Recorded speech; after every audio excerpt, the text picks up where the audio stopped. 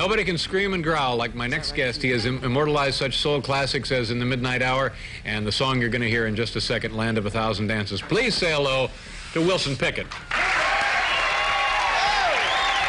I think I had a couple of hit records on there and a hit album, right? You put it. Never got one dime. I never got 1 cent. Did Wilson Pickett take a shocking secret to his grave? The legendary singer was known for his powerful voice and hit songs, but was there more to his story?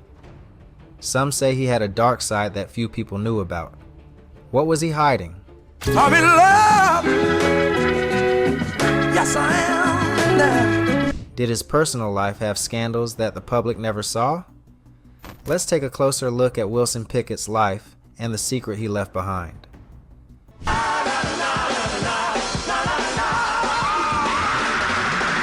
Wilson Pickett grew up in a tough environment.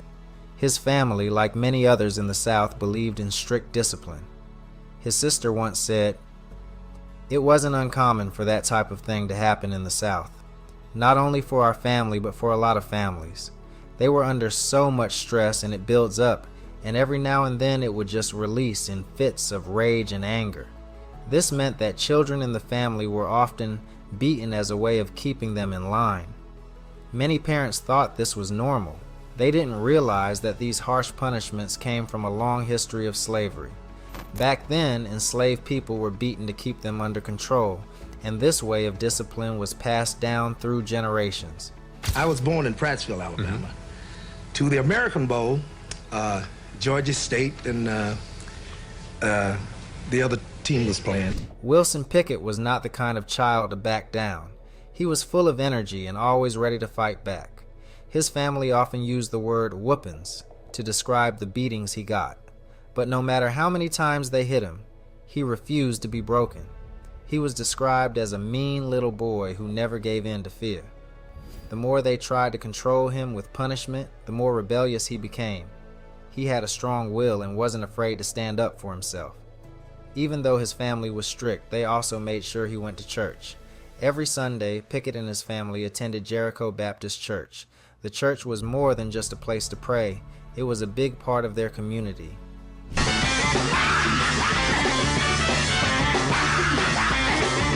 It helped poor people, taught children, and gave everyone a sense of belonging. The church services were full of passion with powerful preaching and emotional singing. While it was not as wild as Pentecostal churches, where people would fall out and speak in tongues, Jericho Baptist still had deep moving music. This music left a strong mark on Pickett. The way the singers performed in church shaped the way he would later perform on stage. His singing style was full of energy, with strong beats and passionate vocals.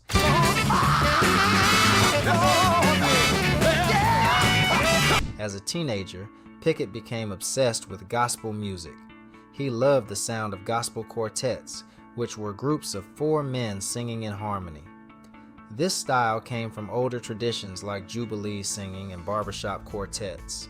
Many of the famous R&B groups that became popular in the mid-1900s started from these gospel quartets. Even though Pickett loved gospel, he was also interested in other types of music. He taught himself to play the harmonica and guitar. He started listening to blues music as well, but the gospel influence stayed with him throughout his career.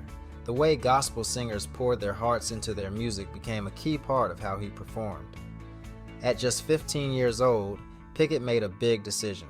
Like many other black people in the South, he was tired of living in poverty and dealing with racism. He decided to leave Alabama and move to Detroit, where his father and stepmother lived. When he arrived in Detroit in 1956, he found himself in a city filled with music. Everywhere he went, he heard R&B singers like Hank Ballard, Jackie Wilson, and Little Willie John. I'm in love. Yes, I am now. Berry Gordy had yet to found his music empire when Pickett arrived on the Detroit scene. Fortune Records, owned by whites, was recording any vocal hopeful with $1 or $2. Joe Von Battle, a record store owner, was recording blues and gospel artists in a studio at the back of his store. He also recorded sermons by Baptist ministers, including Reverend C.L. Franklin, a hugely popular preacher who, Far from hiding his love for secular music, especially the blues, proclaimed his admiration, praising his favorite artists and attending their shows. Pickett would come into Franklin's orbit when he befriended the Reverend's precociously talented daughter, Aretha. He sang for Franklin's congregation at the New Bethel Baptist Church and with several vocal groups before the Violinaires, an established six-piece outfit, recruited him. Pickett sang at Franklin's church, New Bethel Baptist Church, and joined several gospel groups. I'm a rhythm and blues singer by the way of the gospel field. Eventually, he was invited to sing with the Violinaires, a well-known gospel group with 6 members. This was a big step for him because the Violinaires were already successful. Being part of the Violinaires helped Pickett grow as a singer. He learned how to use his voice in powerful ways. Competing against other gospel singers made him stronger. Over time, he developed a unique style. His ability to hold high notes, mix different tones, and create powerful sounds set him apart. He worked hard to train his voice, and his efforts paid off. People noticed not just his singing, but also his good looks and strong stage presence. He had a certain charm that made him stand out. But while his talent was undeniable, life was still difficult. At just 18 years old, Pickett had a wife and a young daughter. Music was his passion, but it was not enough to support his family. He had no steady job and money was tight. The young couple struggled so much that they had to rely on public assistance. The stress took a toll on him, and he reacted in ways that he would later regret. Pickett had a temper, and sometimes it led to violence. One night, his stepmother overheard a fight between him and his wife. His wife said that he had hit her. Although they tried to work things out, their marriage eventually ended. They officially divorced in 1986. Because he needed money, Pickett left the Violinaires and joined an R&B group called the Falcons. This group was started by Eddie Floyd, who later became famous for the song Knock on Wood. The Falcons were different from gospel music, and at first Pickett was unsure about the change. He still loved gospel, and the idea of singing R&B felt strange to him. The Falcons also weren't sure about him. They thought his style was too intense and too church-like for their audience. Pickett, on the other hand, thought their music was too simple and not exciting enough. But despite these doubts, he joined the group. This decision changed his life. The Falcons gave him steady work, a paycheck, and exposure. Audiences loved him, and he became one of the group's main attractions. He had so much energy on stage that even James Brown, one of the biggest stars at the time, saw him as a threat. Brown once fired the Falcons from his tour because the crowd was reacting too much to Pickett's performance. That was proof that Pickett was becoming a star in his own right. His journey was not easy, but his talent and determination pushed him forward. Nobody can scream and growl like my next guest. He has immortalized such soul classics as In the Midnight Hour and the song you're going to hear in just a second, Land of a Thousand Dances. Please say hello to Wilson Pickett. Wilson became famous for his powerful voice and energetic performances. He started his career with a group called the Falcons. One of their biggest songs was I Found a Love.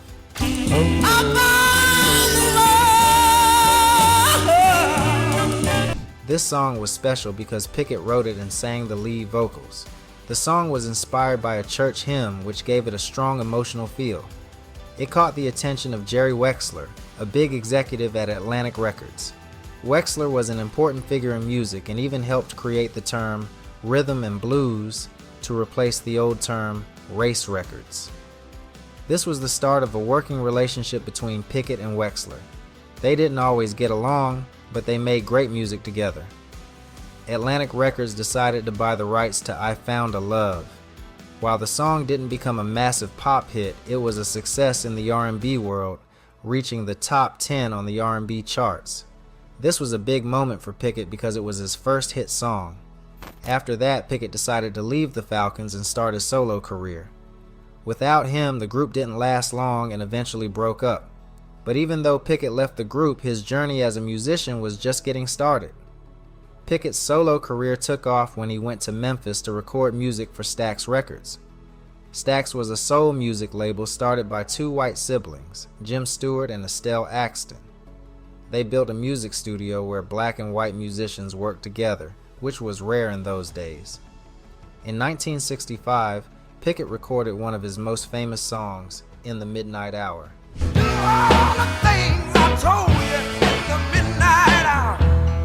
This song became his signature hit and is still loved today.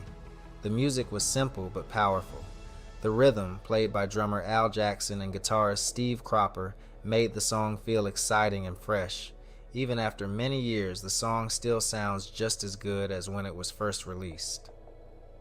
After In the Midnight Hour, Pickett had several more big hits. Some of his most famous songs included Mustang Sally, Oh, I guess I have to put your flat feet on the ground. 634-5789, 6345789. What's my number? and his powerful version of the Beatles' Hey Jude. He became an international star, traveling the world to perform. One of his biggest moments came in 1971 when he performed in Africa as the main act for the Soul to Soul concert. Other stars like Ike and Tina Turner, the Staple Singers, and Roberta Flack also performed. At this time, Pickett was at the peak of his fame, and fans everywhere loved him. However, after the early 1970s, things started to go downhill for Pickett. He made one last great album, Don't Knock My Love, in 1971. You don't like it. Don't knock it.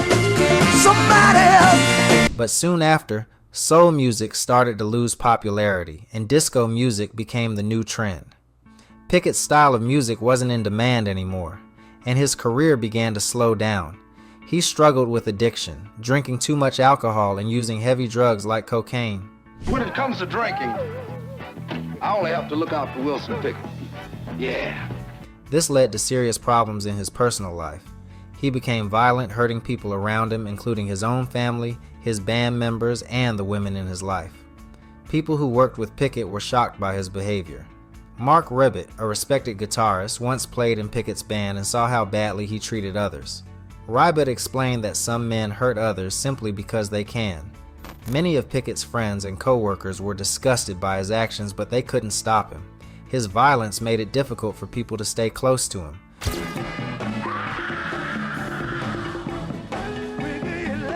Wilson was a great singer, but he had many problems with the law. He had a short temper and often got into trouble. One of the most serious incidents happened when he threatened the mayor of Englewood, New Jersey. Pickett drove his car across the mayor's front yard while shouting that he was going to kill him. He then sped off, driving the wrong way down a one-way street. Police officers who were nearby stopped him and arrested him. They charged him with driving under the influence, having a weapon, and other crimes. Pickett and the mayor had been neighbors for 20 years. The police did not know why he was so angry, but some reports said he had recently complained about construction in the neighborhood. When the police searched his car, they found a 10-inch hunting knife and an aluminum bat. Because of this, he also faced weapons charges. Pickett was released after he paid $25,000 for bail. In the end, the mayor decided to drop the charges. Instead of going to jail, Pickett agreed to perform at a fundraiser for the city of Englewood. Less than a year later, Pickett was arrested again, this time for attacking his girlfriend. Police said he was using cocaine and alcohol when he beat his girlfriend, Elizabeth Trapp. She was 33 years old and had been living with Pickett for 3 months. The police found her on a busy street, bleeding and bruised. Some neighbors said they saw her running without a shirt or shoes, trying to escape. She had cuts on her face, arms, chest, and stomach. The police took her to the hospital where she was treated for her injuries. Pickett was arrested at his home. When the police searched his house, they found 2 grams of cocaine. He was charged with using drugs and released after paying $6,500 bail. Surprisingly, Trapp was also charged with using cocaine. At that time, Pickett was already on probation for another crime, so this new arrest could have sent him to jail again. This was not the first time Pickett had been in trouble with the law. In 1993, he was convicted of drunk driving. He hit an 86-year-old man with his car and was sentenced to 1 year in jail and 5 years of probation. In 1987, he was caught carrying a loaded shotgun in his car. He was fined $1,000 and given 2 years of probation. Over the years, many people said Pickett had a violent temper, Some fellow musicians and friends said he would often get into fights. His bad temper made him difficult to work with, and some people were afraid of him. Pickett's violent behavior may have started in his childhood. He was one of 11 children and his mother was very strict. On one occasion, she got so angry that she broke his arm. Some people believe that growing up in a violent home influenced Pickett's behavior as an adult. When he was young, he even threatened his brother with a loaded rifle. Later in life, he repeated this kind of behavior with other people. You know what I said? Hit it! Hit it! Nothing happened, though. Nothing happened. His personal life was full of trouble. His violent temper and drug use got him into serious legal problems. His issues became worse with alcohol and drugs. When he was drunk, he became aggressive. When he started using cocaine, things got even worse. He carried guns and threatened people, including his own managers. He was violent toward his romantic partners. One of the most shocking stories about him is that he forced his own son to do cocaine when the boy was only 14 years old. These dark moments overshadow his talent. However, there was another side to Pickett. He could also be kind and generous. He helped his fellow musicians, especially those who were struggling. He was close to songwriters like Don Covey and Bobby Womack. Womack even wrote some of Pickett's best songs and played guitar on his records. Some of Pickett's ex-partners say he had moments of tenderness, but even during his good times, he kept people at a distance. He was private and few people really knew him. Although Pickett was a difficult person, he had a gift for bringing out the best in other musicians. Many artists who worked with him say that recording sessions with Pickett were full of energy. He was at his best in the studio. Even musicians who did not get along with him remember the excitement of working with him. During his peak years, he recorded at Stax in Memphis and Fame Studios in Alabama. Often the songs were written the night before recording. The arrangements were figured out in the studio, sometimes on the spot. It was a raw and natural process. As times changed, so did the music industry. In 1970, Atlantic Records wanted to update Pickett's sound. They sent him to work with Gamble and Huff, the producers behind the Philly sound. This style was smoother and more polished than what Pickett was used to, but instead of clashing, the two styles came together in an exciting way. Pickett brought his rough, live energy, while Gamble and Huff gave him a more structured sound. This mix led to some amazing music. Talk about soul music and all this kind of stuff. When you feel it in your soul, that's when it becomes soul music. One of the wildest stories about Pickett happened during a hunting trip with members of the Isley Brothers. What started as a simple argument turned into something much more serious. The fight moved to a parking lot and suddenly guns were drawn. Shots were fired and it almost destroyed his career. Pickett ended up in legal trouble because of the incident. People were shocked that a famous musician could be involved in such violence. Many feared it would be the end of his music career, but somehow he managed to move past it. I think I had a couple of hit records on there and a hit album, right? You put it. Never got one dime. I never got 1 cent. As his career continued, Pickett tried to stay relevant in the changing music industry. One way he did this was by covering popular songs of the time. He sang his own versions of Hey Jude by the Beatles and Sugar Sugar by the Archies. However, these covers did not go well with the public. Many people thought he was trying too hard to fit in with new trends. Critics said the covers were bad and fans did not like them either. Instead of helping his career, these songs made things worse for him. People started to believe that he was no longer the same great musician he once was. Pickett was not always focused on his music career. He once described himself as good and lazy. There were times when he simply did not want to work. He took long breaks from the music scene, and people criticized him for it. Many believed he was not serious about his career. Others felt that he was wasting his talent. His laziness made it hard for him to stay at the top of the industry. When he was gone for a long time, some fans moved on to other artists. Even though Pickett made many hit songs, he often had financial troubles. One of his biggest songs, In the Midnight Hour, continued to make money for him through royalties, but his lifestyle was expensive and he spent a lot of money. The money from his music was not always enough to cover his costs. Many were surprised that a famous artist like him could struggle financially. But this was a problem for many musicians who did not manage their money well. In the 1970s, Pickett disappeared from the music scene for a while. This led to many rumors. Some people said he had quit music. Others believed he had retired. Some even thought he had died. These rumors made him even more mysterious. When he finally came back, people were curious about what had really happened during his time away. But the truth was not as dramatic as the rumors. He had simply taken a long break, though many felt it hurt his career. Wilson Pickett.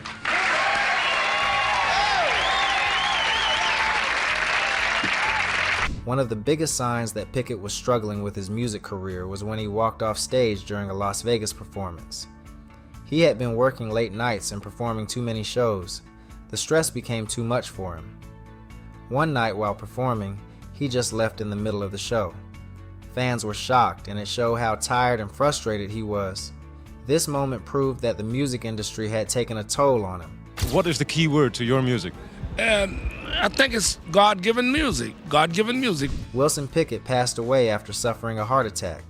He had been dealing with health problems for a long time and spent a lot of time in the hospital. Sadly, he died in a hospital in Reston, Virginia. At the time, he was living in Ashburn, Virginia. After his death, he was laid to rest in a special tomb at Evergreen Cemetery in Louisville, Kentucky. Pickett had spent many years in Louisville, and it was a place that meant a lot to him. Pickett was respected for his great music. He was added to the Rock and Roll Hall of Fame. He also received a special Pioneer Award from the Rhythm and Blues Foundation. Later, he was honored in the Michigan Rock and Roll Legends Hall of Fame and the National Rhythm and Blues Hall of Fame.